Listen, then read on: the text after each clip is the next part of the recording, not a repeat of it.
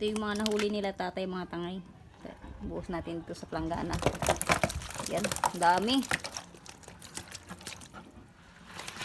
Oh. Hello mga tangay, so nakauwi na nga si tatay galing laot. Ayan na siya. Kasama niya yung bunso namin, pero nandito na yung bunso sa taas kasi sobrang init daw.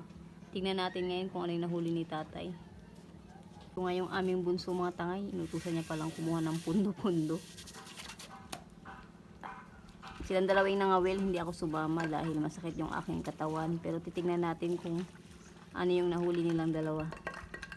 Ito nga pala yung harap ng bahay namin mga tangay, dagat lang talaga. Pupuntahan natin sila tatay. Titingnan natin kung ano yung kanilang nahuli.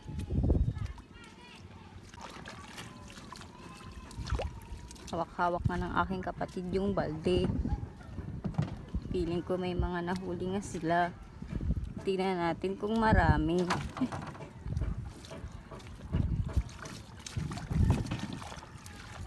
Tara ka tay.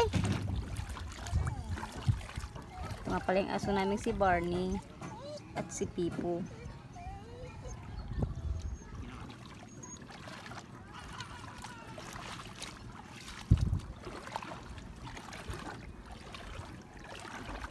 Pag hindi pwede nga po, hindi ko re-upload. Ay, raka. Pipilili. Ariara.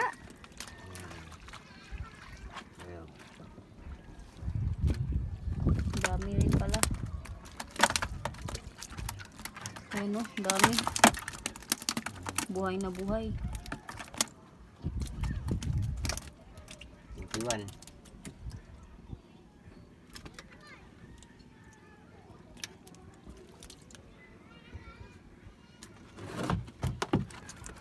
Sarap na lang, sakit ang los. Ating balde rin. Ayan nga pala yung aming bahay mga tangay. Sa tabi lang talaga siya ng baybay. Ito yung mga nahuli nila tatay, mga tangay. Buhos natin ito sa planggana. Yan, dami. Oh.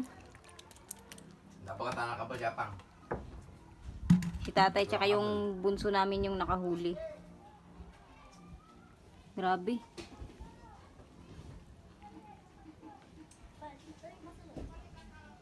So ayan nga mga tangay, nilagay na itatay yung mga isda sa mahiwagang ref. Yung iba mga tangay, binigay namin sa kapitbahay. Bali yan yung i-reserve namin na isda para may mga pa kami, ulam sa mga susunod na araw. Yun. So ayan mga tangay, hanggang dito na lang. Bali, yun yung mga nahuli nila tatay sa sa traditional fishing, gamit lang yung nylon tsaka yung pamain. Yung pamain nila mga tangay ay isda rin yung kanilang pinain. So yan, hanggang dito lang. Si Wawaw. Bye bye Wawaw. Woo!